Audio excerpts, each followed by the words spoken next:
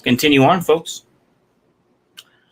The 1891 preface to Marx's The Civil War in France. In his preface to the third edition of The Civil War in France, and was originally, Engels, in addition to some interesting incidental remarks on questions concerning the attitude towards the state, gave a generally vivid summary of the lessons of the Commune. This summary made more profound made more profound by the entire experience of the 20 years that separated the author from the Commune and directed expressly against the superstitious belief in the state, so widespread in Germany, may justly be called the last word of Marxism on the question under consideration. In France, Engels observed, the workers emerged with arms from every revolution. Therefore, the arming of the workers was the first commandment for the bourgeois, who were at the helm of the state.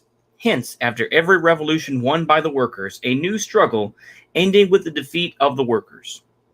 This summary of the experience of bourgeois revolutions is as concise as it is expressive.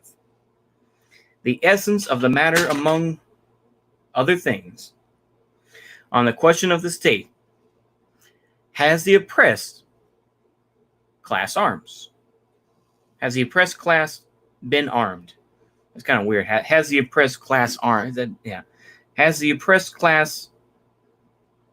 Okay, does the oppressed class have arms, or do they have weapons, basically? Okay,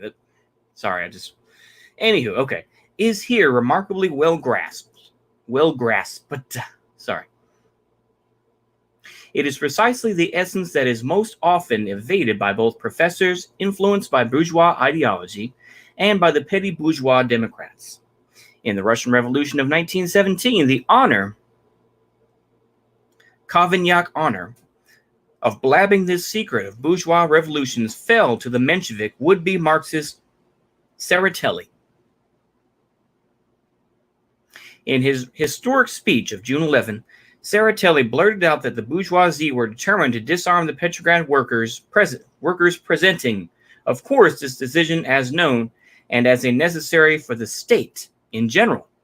Tseretelli's historic speech of June 11 will, of course, serve every historian of the Revolution of 1917 as a graphic illustration of how the social revolutionary and Menshevik bloc, led by Mr. Tseretelli, deserted the bourgeois against the revolutionary proletariat. Deserted to the bourgeoisie against the revolutionary proletariat. Another incidental remark of Engels, also connected with the question of the state, deals with religion.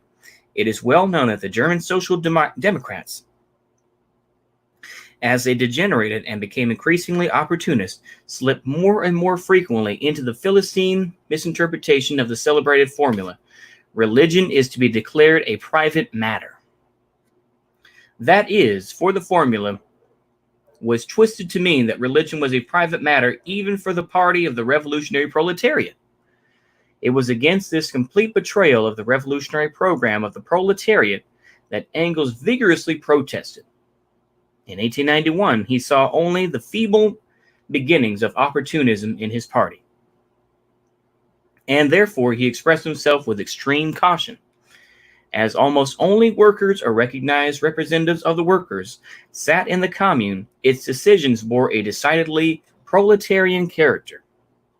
Either they decreed reforms which the Republican bourgeoisie had failed to pass solely out of cowardice, but which provided a necessary basis for the free activity of the working class, such as the realization of the principle that, in relation to the state, religion is a purely private matter, or the Commune promulgated decrees which were in the direct interest of the working class and in part cut deeply into the old order of society. Engels deliberately emphasized the words "in relation to the state" as a straight thrust at German opportunism. So once again, we're trying to separate between the two. Oh, hey GSP, I'm glad you're feeling better, man. So we're going to do some more reading here. Okay. So it says religion is to be a private matter, and of course, what he means is in relation to the state.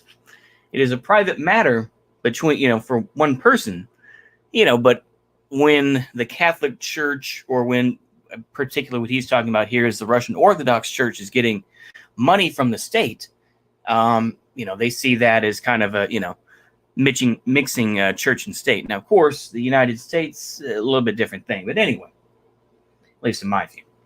So Engels deliberately emphasized the words in relation to the state as a straight thrust at German opportunism, which had declared religion to be a private matter in relation to the party, thus degrading the party of the revolutionary proletariat to the level of the most vulgar free-thinking Philistinism, which is prepared to allow a non-denominational status, but which renounces the party struggle against the opium of religion, which stupefies the people. The future historian of the German Social Democrats, in tracing the roots of their shameful bankruptcy in 1914, will find a fair amount of interesting material on this question, beginning with the evasive declarations in the article of the party's ideological leader Kautsky, which threw the door wide open to opportunism, and ending with the attitude of the party towards the Los von Kirche Bewegung, the leaving of the church movement, in 1913. But let us see how, 20 years after the Commune, Engels summed up its lessons for the fighting proletariat. Here are the lessons to which Engels attached prime importance. It is precisely the oppressing power of the former centralized government, army, political parties, bureaucracy, which Napoleon had created in 1798, and which every new government had since then taken over as a welcome instrument and used against its opponents. It was this power which was to fall everywhere, just as it had fallen in Paris. From the very outset, the Commune had to recognize that the working class, once in power, could not go on managing with the old state machine. That in order not to lose again its only just gained supremacy, this working class must, on the other hand, do away with the old machinery of oppression previously used against itself, and, on the other, safeguard itself against its own deputies and officials by declaring them all, without exception, subject to recall at any time. Engels emphasized once again that not only under a monarchy, but also under a democratic republic, the state remains a state, i.e., it retains its fundamental distinguishing feature of transforming the officials, the servants of society, its organs, its masters, into the masters of society. Against this transformation of the state and the organs of the state from servants of society into masters of society, an inevitable transformation in all previous states, the Commune used two infallible means. In the first place, it filled all posts, administrative, judicial, and educational, by election on the basis of universal suffrage of all concerned, subject to recall at any time by the electors. And in the second place, it paid all officials, high or low, only the wages received by other workers. The highest salary paid by the Commune to anyone was 6,000 francs. In this way, a dependable barrier to the place hunting and careerism was set up, even in part from the binding mandates to delegates to representative bodies, which were added besides. Engels here approached the interesting boundary line at which consistent democracy, on one hand, is transformed into socialism, and, on the other, demands socialism. For, in order to abolish the state, it is necessary to convert the functions of the civil service into the simple operations of control and accounting that are within the scope and ability of the vast majority of the population, and subsequently of every single individual. And if careerism is to be abolished completely, it must be made impossible for honorable, though profitless, posts in the civil service to be used as a springboard to highly lucrative posts in banks or joint stock companies, as constantly happens in all the freest capitalist countries. Engels, however, did not make the mistakes some Marxists make in dealing, for example, with the question of the right of nations to self-determination, when they argue that it is impossible under capitalism and will be superfluous under socialism. They seemingly clever but actually incorrect statement. This seemingly clever but The actually incorrect statement might be made in regard to any democratic institution, including moderate salaries for officials, because fully consistent democracy is impossible under capitalism. And under socialism, all democracy will wither away. This is a sophism like the old joke about a man becoming bald by losing one more hair. To develop democracy to the utmost, to find the forms for this development, to test them by practice, and so fort all, this is one of the component tasks of the struggle for the social revolution. Taken separately, no kind of democracy will bring socialism. But in actual life, democracy will never be taken separately. It will be taken together with other things. It will exert its influence on economic life as well, will stimulate its transformation, and in its turn, it will be influenced by economic development and so on. This is the dialectics of living history. Engels continue. This shattering of the former state and its replacement by a new and truly democratic one is described in detail in the third section of The Civil War. But it was necessary to touch briefly here once more on some of its features, because in Germany particularly, the superstitious belief in the state has passed from philosophy into the general consciousness of the bourgeoisie and even of many workers. According to the philosophical conception, the state is the realization of the idea or the kingdom of God on earth. Translated into philosophical terms, the sphere in which eternal truth and justice are or should be realized. And from this follows a superstitious reverence for the state and everything connected with it, which takes root the more readily since people are accustomed from childhood to imagine that the affairs and interests common to the whole of society could not be looked after other than as they have been looked after in the past, that is, through the state and its lucratively positioned officials. And people think that they have taken quite an extraordinary bold step forward when they have rid themselves of belief in hereditary monarchy and swear by the democratic republic. In reality, however, the state is nothing but a machine for the oppression of one class by another, and indeed, in the democratic republic, no less than in the monarchy.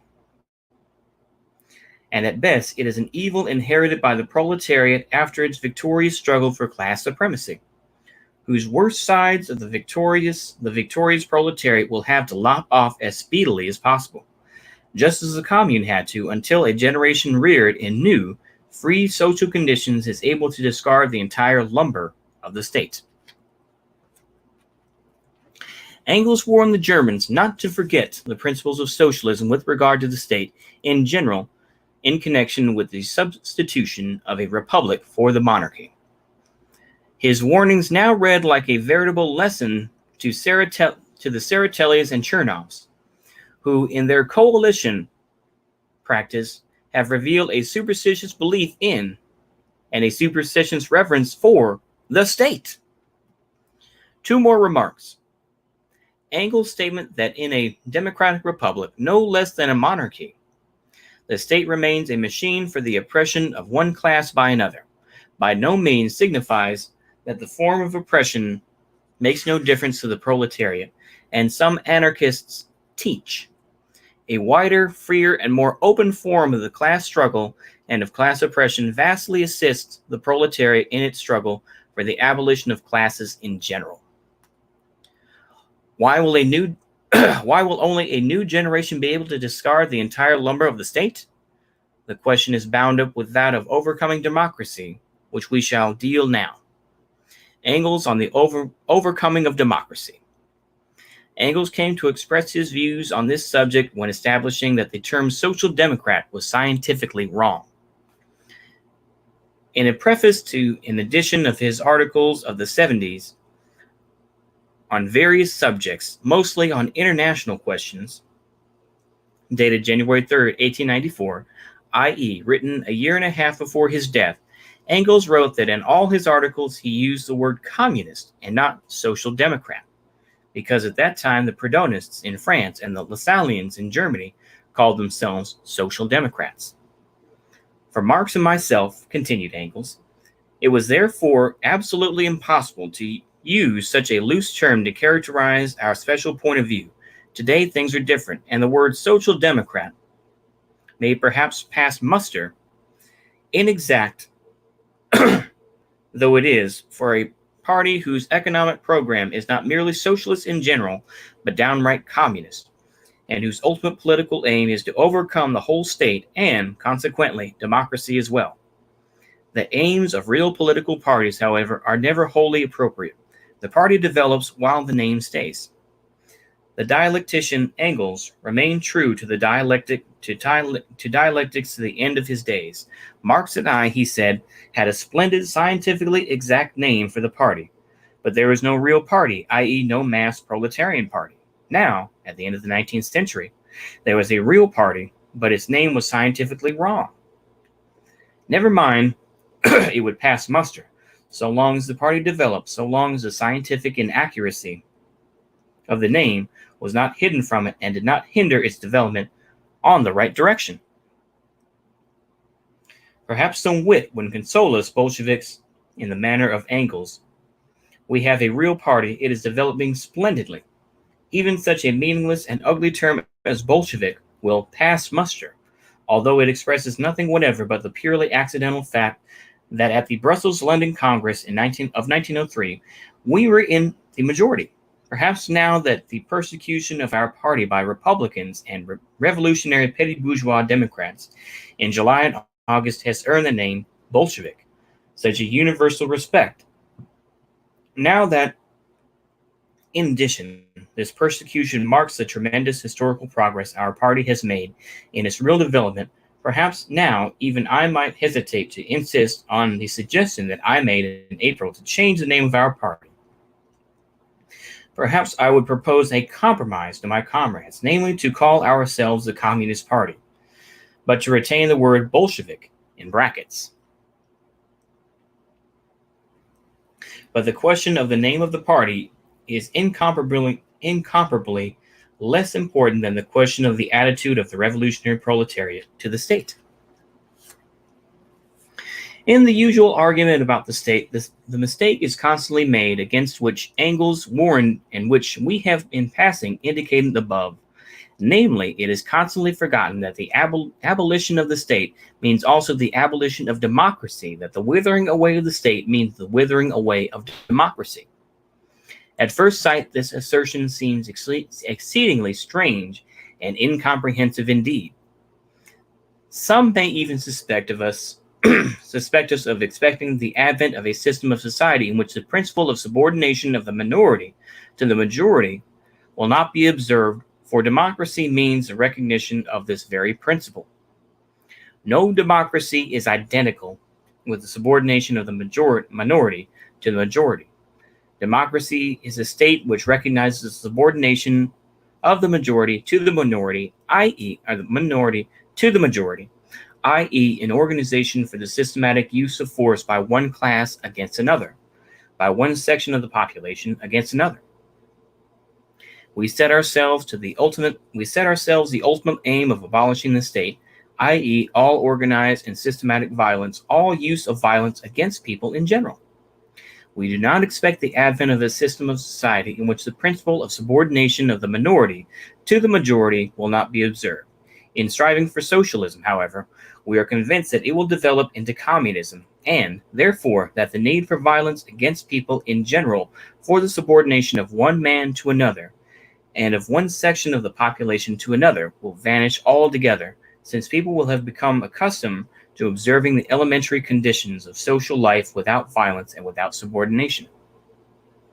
In order to emphasize this element of habit, Engels speaks of a new generation reared in new, free social conditions, which will be able to discard the entire lumber of the state, of any state, including the democratic republican state. In order to explain this, it is necessary to analyze the economic basis of the withering away of the state. And that leads us into chapter 5, which, of course, is where a lot of the images and a lot of the quotes that you will get about state and revolution come from. So let's settle in and let's get into it. So chapter 5, the economic basis of the withering away of the state. Marx explains this question most thoroughly in his critique of the Gotha program.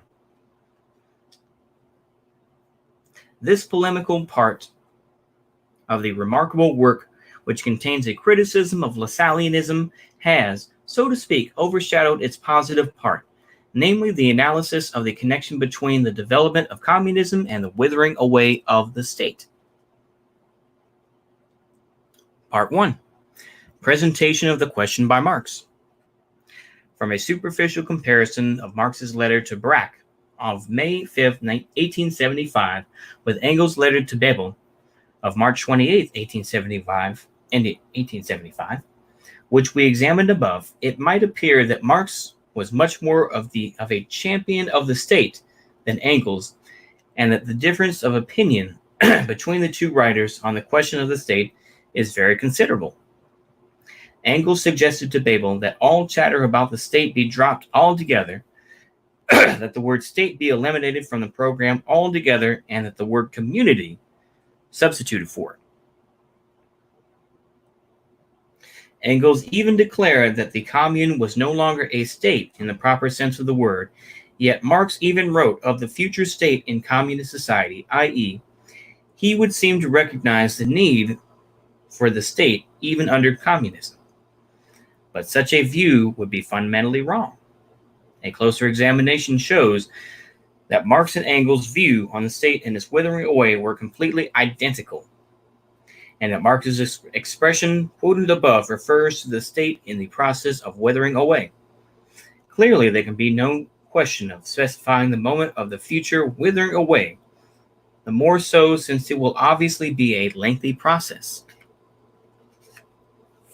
The apparent difference between Marx and Engels is due to the fact that they dealt with different subjects and pursued different aims.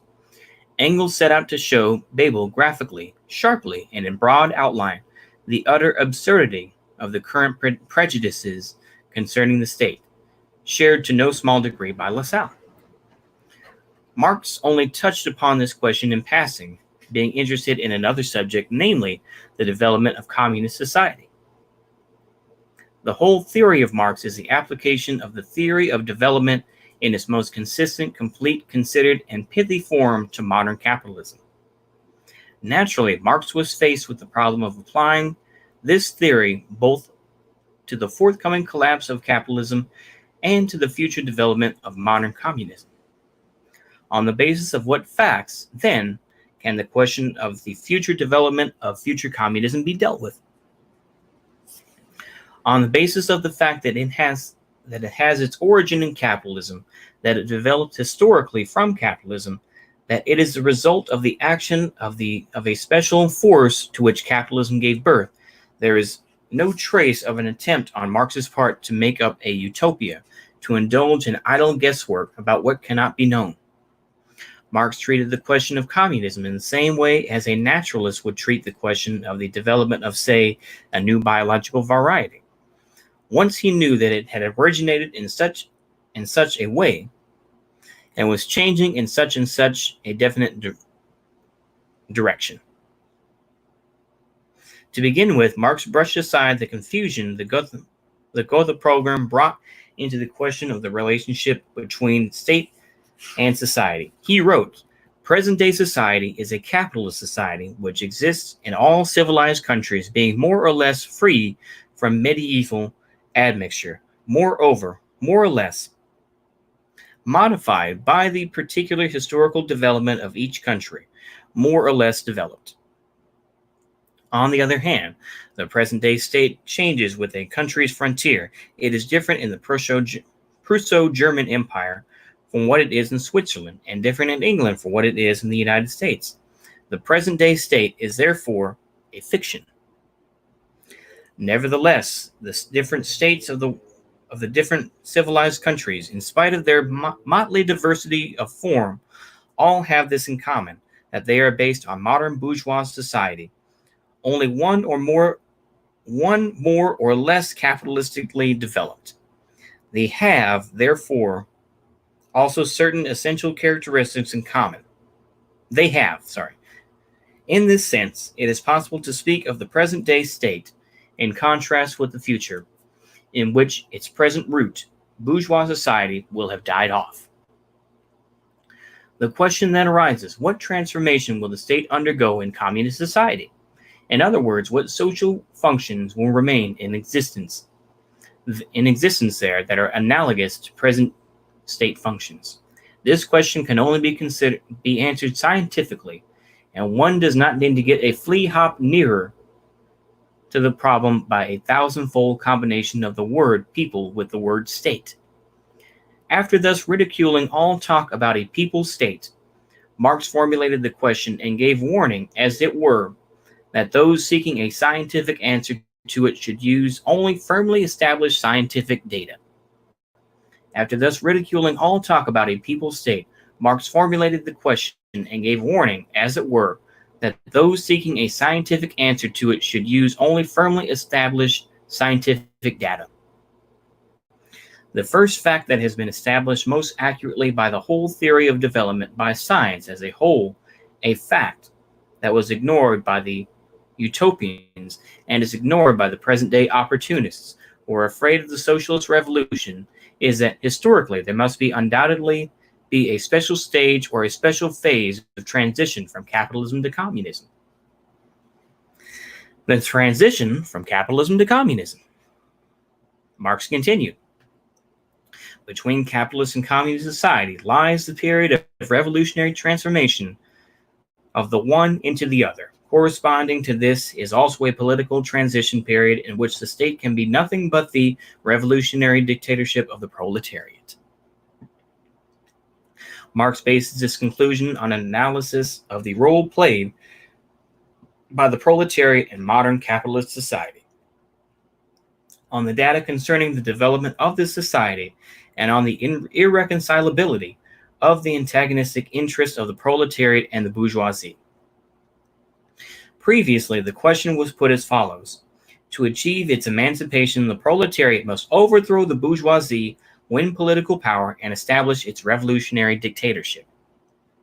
Now the question is put somewhat differently. The transition from capitalist society, which is developing towards communism, to communist society is impossible without a political transition period. And the state in this period can only be the revolutionary dictatorship of the proletariat. What then is the relation of this dictatorship to democracy? We have seen that the Communist Manifesto simply places side by side the two concepts to raise the proletariat to the position of the ruling class and to win the battle of democracy. On the basis of all that has been said above, it is possible to determine more precisely how democracy changes in the transition from capitalism to communism. In capitalist society, providing it develops under the most favorable conditions, we have a more or less complete democracy in the democratic republic. But this democracy is always hemmed in by the narrow limits set by capitalist exploitation, and consequently always remains, in effect, a democracy for the minority, only for the property classes, only for the rich. Freedom in capitalist society always remains about the same as it is in the ancient Greek republics. Freedom for the slave owners. Owing to the conditions of capitalist exploitation, the modern wage slaves are so crushed by want and poverty that they cannot be bothered with democracy, cannot be bothered with politics. In the ordinary peaceful course of events, the majority of the population is debarred from participation in public and political life. The correctness of this statement is perhaps most clearly confined by Germany, because constitutional legality steadily endured there for a remarkably long time, nearly half a century. And during this period, the Social Democrats were able to achieve far more than in other countries in the way of utilizing legality, and organized a larger proportion of the workers into a political party than anywhere else in the world. What is this largest proportion of politically conscious and active wage slaves that has so far been recorded in capitalist society? 1 million members of the Social Democratic Party out of 15,000 wage workers. 3 million organized in trade unions out of 15,000. Democracy for an insignificant minority, democracy for the rich, that is the democracy of capitalist society. If we look more closely into the machinery of capitalist democracy, we see everywhere in the supposedly petty details of the suffrage, residential qualifications, exclusion of women, etc., in the technique of the representative institutions, in the actual obstacles to the right of assembly, public buildings are not for paupers. In the purely capitalist organization of the daily press, etc., etc. We see restriction after restriction placed upon democracy. These restrictions, exceptions, exclusions, obstacles for the poor seem slight, especially in the eyes of one who has never known want himself, and has never been in close contact with the oppressed classes in their mass life. And 9 out of 10, if not 99 out of 100, bourgeois publicists and politicians come under this category. But in their sum total, these restrictions exclude and squeeze out the poor from politics, from active participation in democracy.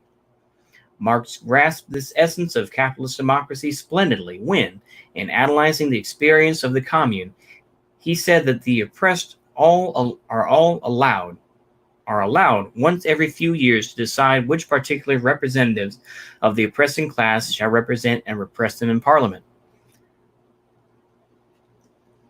But from this capitalist democracy that is inevitably narrow and stealthily pushes aside the poor and is therefore hypocritical and false through and through. Forward development does not proceed simply, directly, and smoothly towards greater and greater democracy, as the liberal professors and petty bourgeois opportunists would have us believe. No, forward development, i.e. development towards communism, proceeds through the dictatorship of the proletariat and cannot do otherwise. For the resistance of the capitalist exploiters cannot be broken by anyone else or in any other way. And the dictatorship of the proletariat, i.e. the organization of the vanguard of the oppressed as the ruling class for the purpose of suppressing the oppressors, cannot result merely in an expansion of democracy. Simultaneously with an immense expansion of democracy, which for the first time becomes democracy for the poor, democracy for the people, and not democracy for the money bags. The dictatorship of the proletariat imposes a series of restrictions on the freedom of the oppressors, the exploiters, the capitalists. We must suppress them in order to free humanity from wage slavery. Their resistance must be crushed by force. It is clear that there is no freedom and no democracy where there is suppression and where there is violence. Engels expressed this splendidly in his letter to Bebel when he said, as the reader will remember, that the proletariat needs the state not in the interest of freedom, but in order to hold down its adversaries, and as soon as it becomes possible to speak of freedom, the state as such ceases to exist. Democracy for the vast majority of the people, and suppression by force, i.e. exclusion from democracy, of the exploiters and oppressors of the people. This is the change democracy undergoes during the transition from capitalism to communism. Only in communist society, when the resistance of the capitalists has disappeared, when there are no classes, i.e. when there is no distinction between the members of society as regards to their relation to the social means of production, only then the state ceases to exist, and it becomes possible to speak of freedom. Only then will a truly complete democracy become possible and be realized. A democracy without any exceptions whatsoever. And only then will democracy begin to wither away, owing to the simple fact that freed from capitalist slavery, from the untold horrors, savagery, absurdities, and infamies of capitalist exploitation, people will gradually become accustomed to observing the elementary rules of social intercourse that have been known for centuries and have repeated for thousands of years in all copybook maxims. They will become accustomed to observing them without force, without coercion, without subordination, without the special apparatus coercion called the state. The expression "the state withers away" is very well chosen, for it indicates both gradual and the spontaneous nature of the process. Only habit can, and undoubtedly will, have such an effect. For we see around us on millions of occasions how readily people become accustomed to observing the necessary rules of social intercourse when there is no exploitation, when there is nothing that arouses indignation, evokes protest and revolt, and creates a need for suppression. And so, in capitalist society, we have a democracy that is curtailed, rich, false, a democracy only for the rich, for the minority. The dictatorship of the proletariat, the period of transition to communism, will for the first time create the democracy for the people, for the majority, along the necessary suppression of the exploiters of the minority. Communism alone is capable of providing really complete democracy, and the more complete it is, the sooner it will become unnecessary and wither away of its own accord. In other words, under capitalism, we have the state in the proper sense of the word, that is a special machine for the suppression of one class by another, and, what is more, of the majority by the minority. Naturally, to be successful, such an undertaking as the systematic suppression of the exploited majority by the exploiting minority calls for the utmost ferocity and savagery in the matter of suppressing. It calls for seas of blood through which mankind is actually wading its way in slavery, serfdom, and wage labor.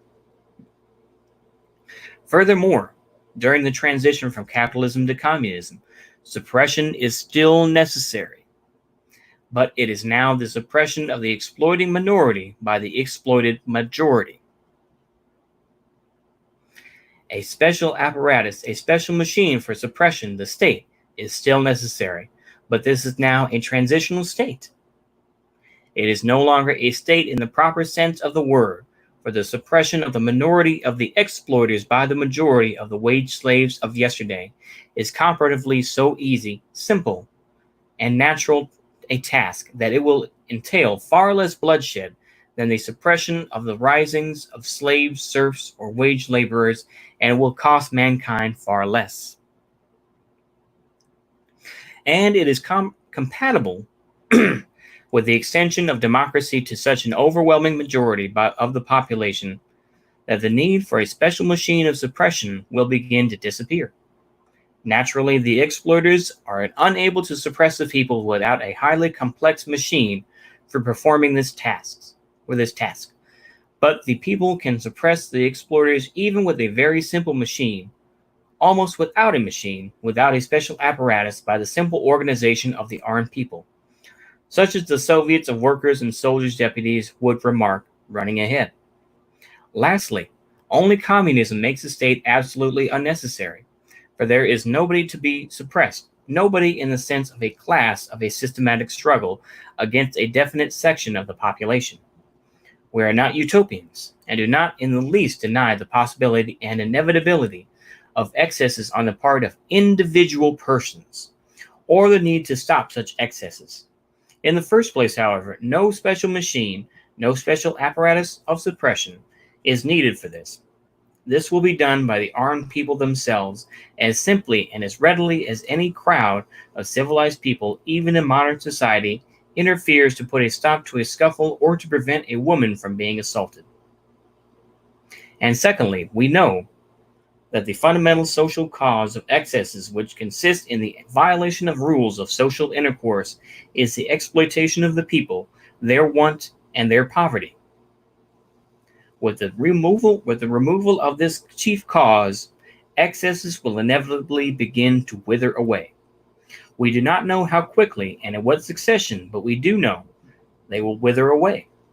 With their withering away, the state will also wither away. Without building utopias, Marx defined more fully what can be defined now regarding this future, namely the differences between the lower and higher phases, levels, stages of communist society. The first phase of communist society. I think. I think we can. Well, I think we can knock this out. This will be a little bit longer, just to let y'all know. Okay. In the critique of the Gotha program, Marx goes into detail to disprove Lassalle's idea that under socialism the worker will receive the undiminished or full product of his labor. Marx shows that from the whole of social labor of society, there must be deducted a reserve fund, a fund for the expansion of production, a fund for the replacement of the wear and tear of machinery, and so on. Then, from the means of consumption must be deducted a fund for administrative expenses for schools, hospitals, old people's homes, and so on. Instead of Lassalle's hazy, obscure general phrase, the full product of his labor to the worker, Marx makes a sober estimate of exactly how socialist society will have to manage its affairs. Marx proceeds to make a concrete analysis of the conditions of life of a society in which there will be no capitalism, and says, what we have to deal with here in analyzing the program of the Workers' Party is a communist society not as it has developed on its own foundations, but on the contrary, just as it emerges from capitalist society, which is thus in every aspect economically, morally, and intellectually still stamped with the birthmarks of the old society from whose womb it comes. It is this communist society which has just emerged into the light of day out of the womb of capitalism, and which is in every respect stamped with the birthmarks of the old society. That Marx terms the first or lower phase of communist society. The means of production are no longer private equity of individuals. The means of production belong to the whole of society.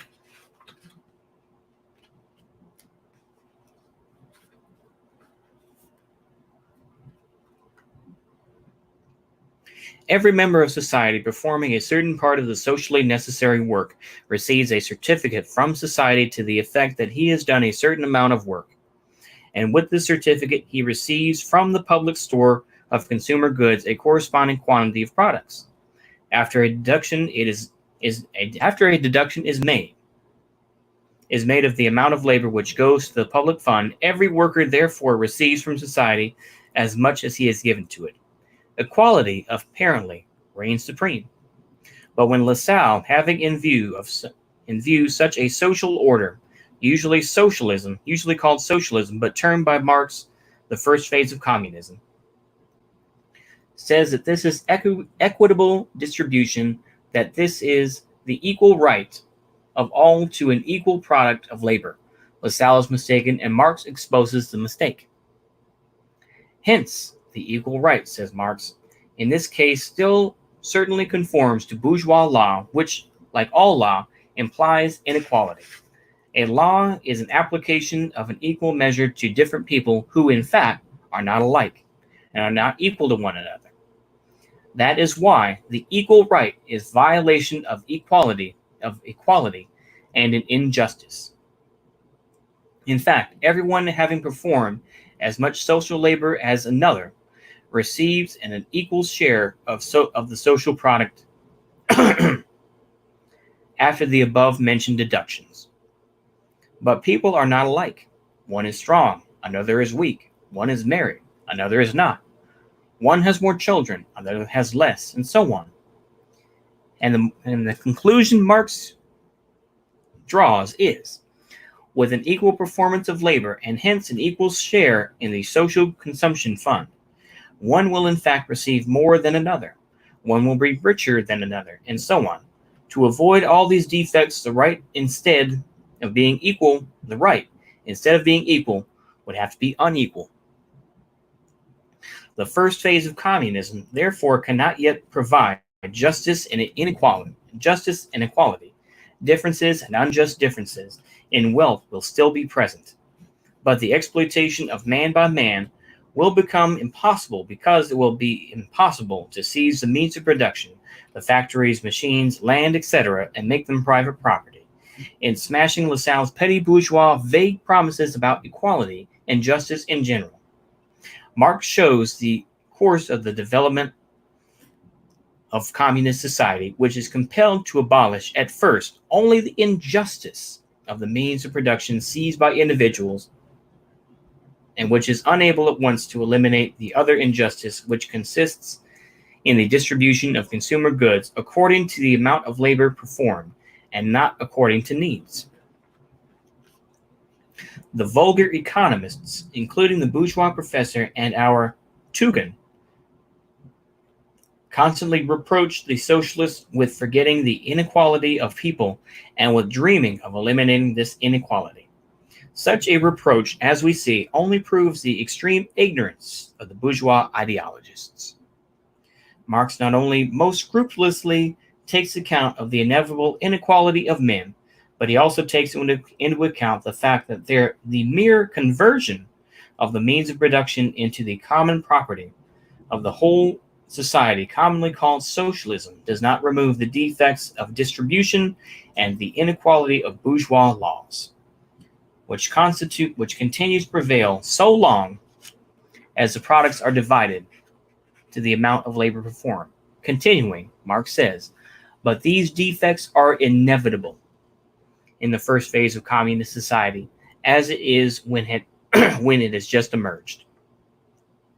After prolonged birth pangs from capitalist society, law can never be higher than the economic structure of society and its cultural development conditioned thereby.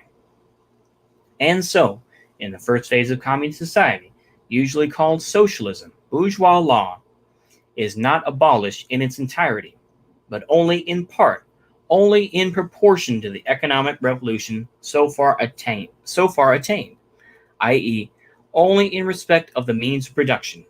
Bourgeois law recognizes them as the private property of individuals. Socialism converts them into common property. To that extent, and to that extent alone, bourgeois law disappears. However, it prevents, as far as its other part is concerned, it persists in the capacity of regulator, determining factor in the distribution of products and the allotment of labor among the members of society. The socialist principle, he who does not work shall not eat, is already realized. The other socialist principle, an equal amount of products for an equal amount of labor, is also already realized.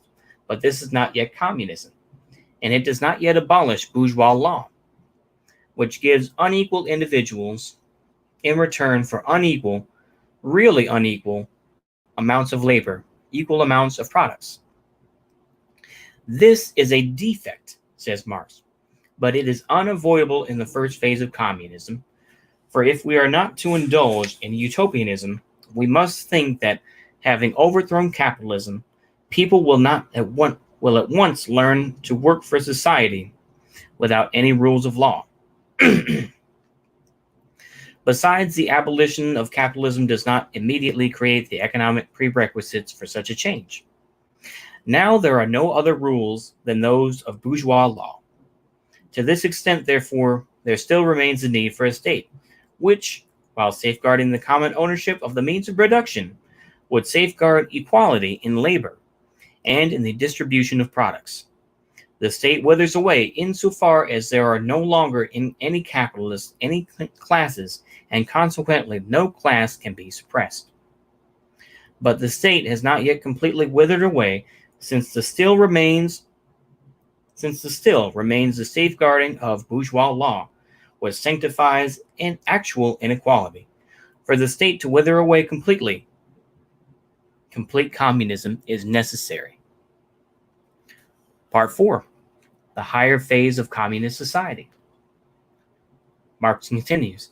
In a higher phase of communist society, after the enslaving subordination of the individual to the division of labor, and with it also the antithesis between mental and physical labor, has vanished, after labor has become not only a livelihood, but life's prime want, after the productive forces have increased with the all-round development of the individual, and all the springs of cooperative wealth flow more abundantly, only then can the narrow horizon of bourgeois law be left behind in its entirety, and society inscribe on its banners, from each according to his ability to each according to his needs.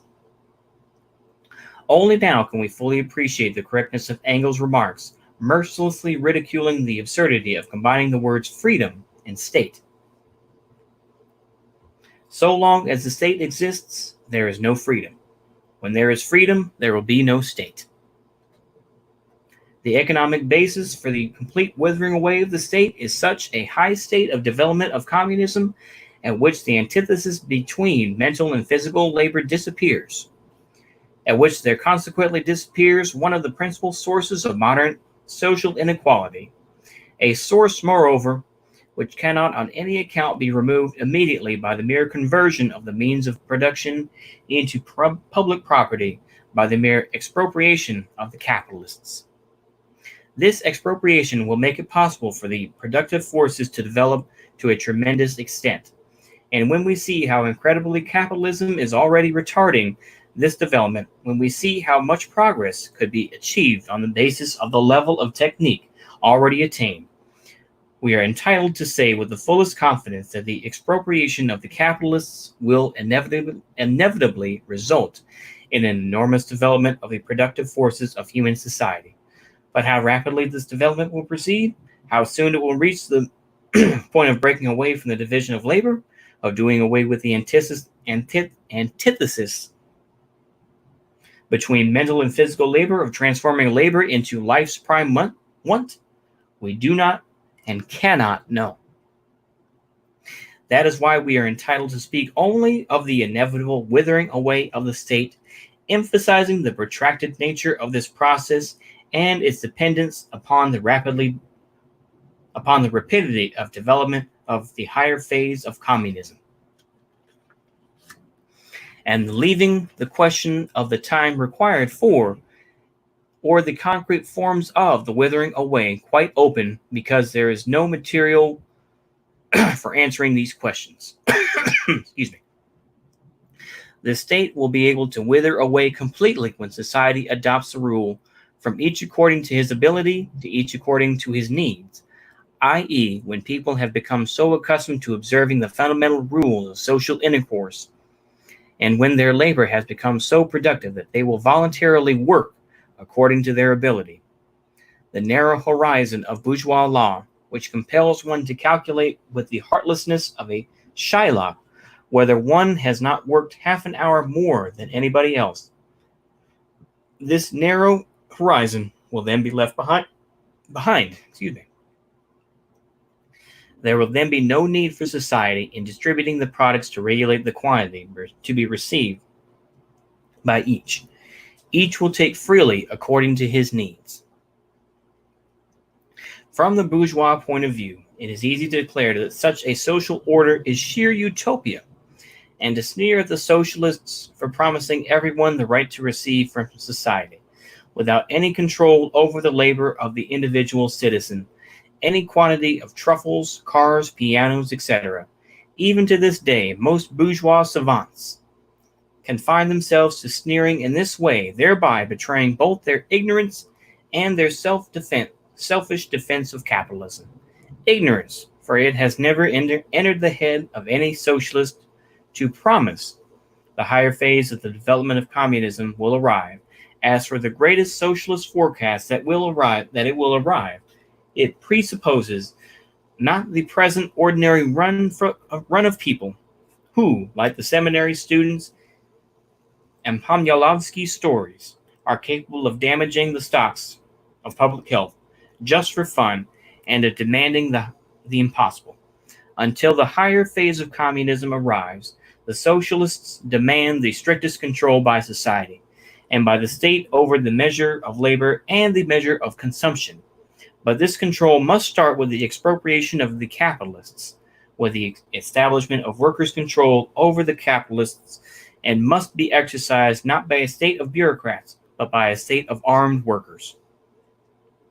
The selfish defense of capitalism by the bourgeois ideologists and their hangers-on, like the Tseretellis, Chernovs, and company, consists in that they substitute arguing and talk about the distant future for the vital and burning question of present-day politics, namely the expropriation of the capitalists, the conversion of all citizens into workers, and other employees of one huge syndicate, the whole state and the complete subordination of the entire work of this syndicate to a generally democratic state, the state of the Soviets of workers and soldiers' deputies.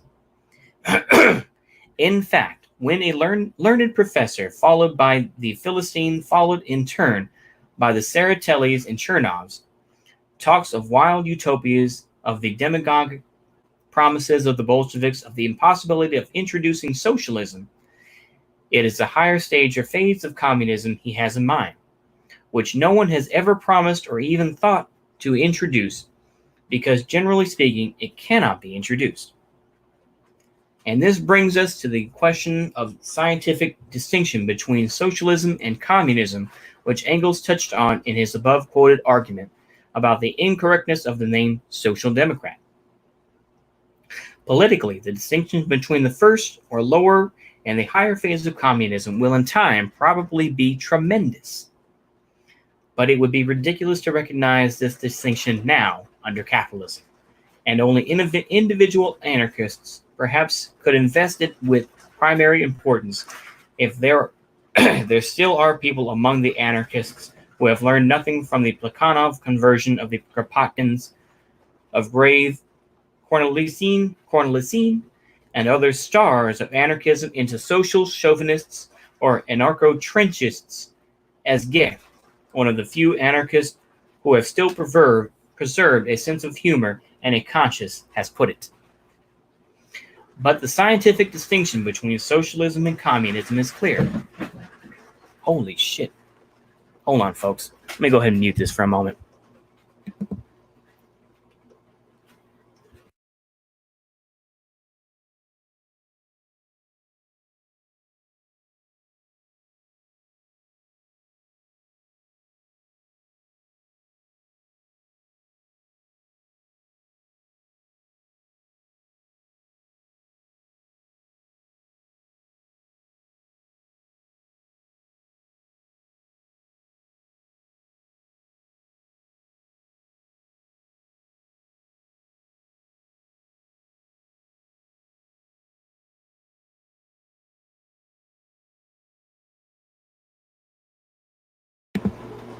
Okay, folks.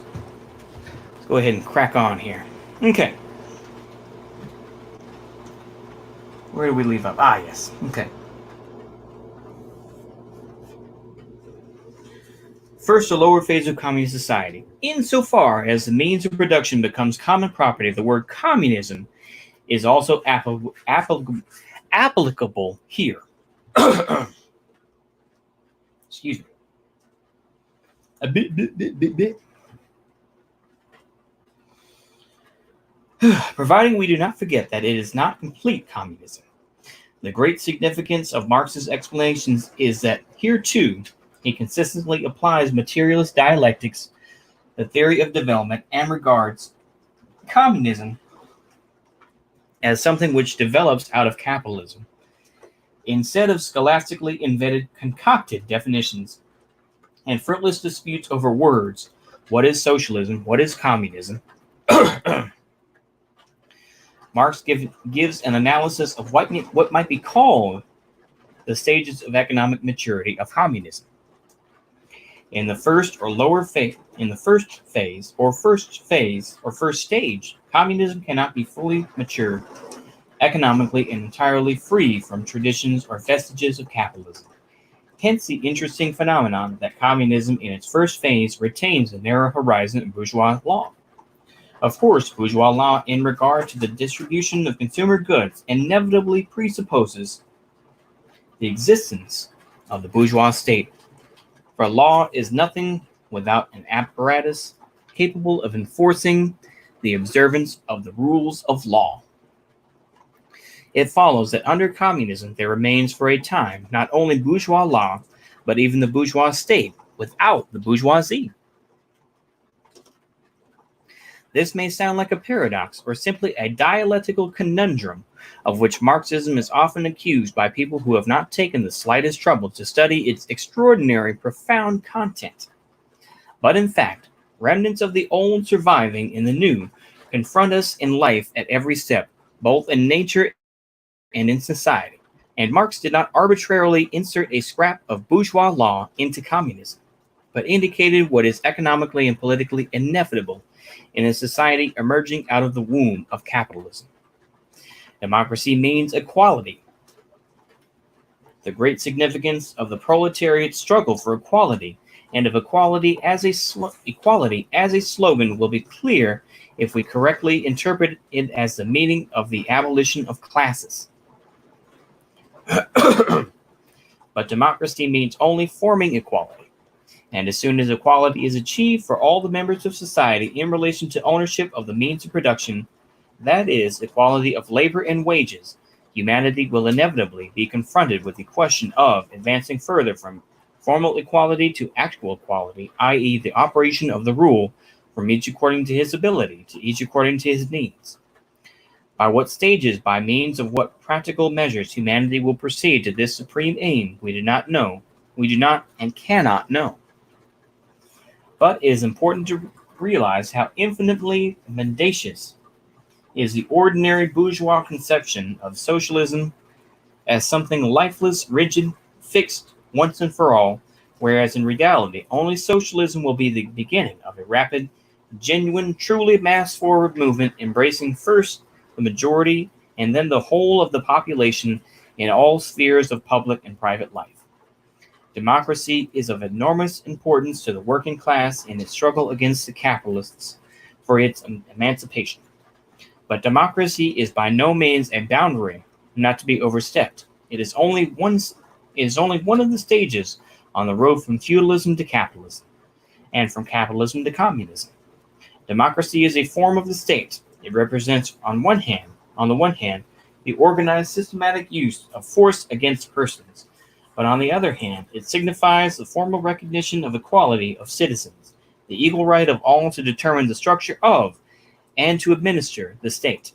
This in turn results in the fact that at a certain stage in the development of democracy, it first welds together the class that wages a revolutionary struggle against capitalism, the proletariat, and it enables it to crush, smash to atoms, wipe off the face of the earth the bourgeois and even the Republican bourgeois state machine, the standing army, the police, and the bureaucracy, and to substitute for them a more democratic state machine, but a state machine nevertheless in the shape of the armed workers who proceed to form a militia involving the entire population.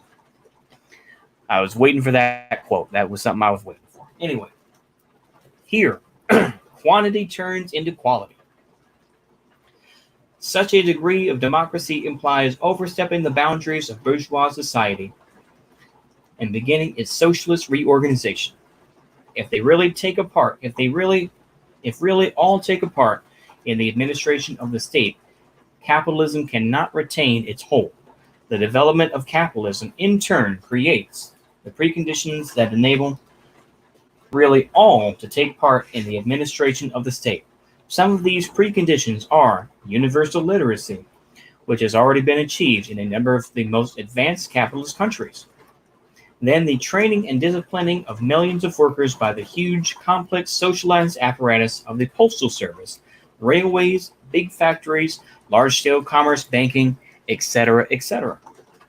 Given these economic preconditions, it is quite possible, after the overthrow of the capitalists and the bureaucrats, to proceed immediately, overnight, to replace them in the control over production and distribution, in the work of keeping account of labor, the products by the armed workers, by the whole of the armed population. The question of control and accounting should not be confused with the question of the scientifically trained staff of engineers, agronomists, and so on. These gentlemen are working today in obedience to the wishes of the capitalists, and will work even better tomorrow in obedience to the wishes of the armed workers.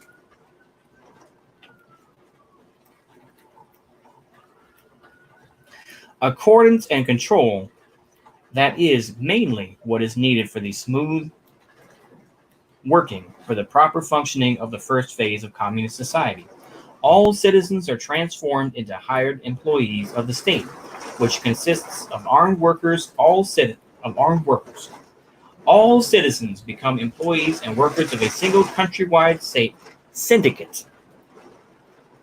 All that is required is that they should work equally, do their proper share of work, and get equal pay. The accounting control necessary for this have been simplified by capitalism to the utmost and reduced to the extraordinarily simple operations which any literate person can perform of supervising and recording, knowledge of the 4 rules of arithmetic, and issuing appropriate receipts. When the majority of the people begin independently and everywhere to keep such accounts and exercise such control over the capitalists, now converted into employees, and the intellectual gentry who preserve their capitalist habits, this control will really become universal, general, and popular, and there will be no getting away from it. There will be nowhere to go. The whole of society will have become a single office and a single factory with equality of labor and pay. But this factory discipline, with which the proletariat, after defeating the capitalists, after overthrowing the exploiters, will extend to the people of society, to the whole of society, is by no means our ideal or our ultimate goal. It is only a necessary step for thoroughly cleansing society of all the infamies and abominations of capitalist exploitation, and for further progress. From the moment all members of society, or at least the vast majority, have learned to administer the state themselves, have taken this work into their own hands, have organized control over the insignificant capitalist minority, over the gentry who wish to preserve their capitalist habits, and over the workers who have been thoroughly corrupted by capitalism. From this moment, the need for government of any kind begins to disappear altogether. The more complete democracy, the nearer the moment when it becomes unnecessary, the more democratic the state, which consists of the armed workers and which is no longer a state in the proper sense of the word, the more rapidly every form of state begins to wither away. For when all have learned to administer and actually to independently administer social production, independently keep accounts, exercise control over the parasites, the sons of the wealthy, the swindlers, and other guardians of capitalist traditions, the escape from this popular accounting and control will inevitably become so incredibly difficult, such a rare exception, and will probably be accompanied by such swift and severe punishment.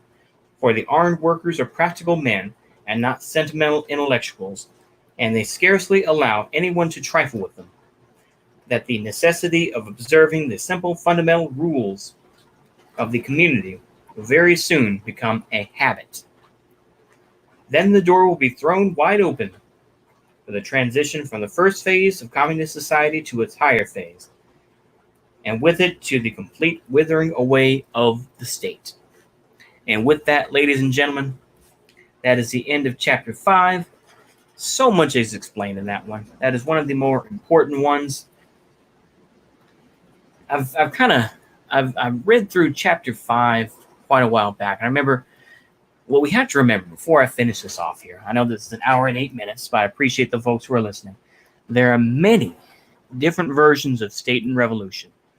And things may be in different spots, but in general, the words, it's like kind of like if you know it's like, doing a production of a well-known play or something like that, like one of Shakespeare's plays, or doing West Side Story. You kind of know the general flow of it, but you kind of have to be careful of those little words and how things are set up, and everything like that. So you have to be kind of aware of where these things are, and you have to be kind of aware of that. So this is a copy. Let's see here. This was released by who? This London State Revolution. Blah blah blah. Let's try and find information about the person who produced this. Oh, Coppell, Texas. Okay, made in the USA, Coppell, Texas, 3 March 2020. Dang gone. Okay, like I said, before we finish this off, I want to kind of get that sense because it's very important to realize. That's all I have. Yeah, it says Coppell, Texas, 3 March 2020. Huh. Really? That's it. Because usually they have some sort of, person who produce this or something like that. So, okay, well that's interesting. Interesting. Okay, but anyway, we are quite of the way through here. I'm going to try to finish this up right quick. Actually, I'm not going to finish it, but we will be finishing with a chapter, with a part 6. We'll be going over, I think we have, I may be bold enough, and I may just finish it all off tomorrow. So we'll see how things go. Right now, we're going through a huge storm, and I think we'll keep it there. So I hope y'all enjoyed. I saw that we did have consistently 2 people watching, so that works for me. So as always, y'all have a good one, and daggum, just try to keep your feet dry in this weather. So I'll see you later. Bye-bye.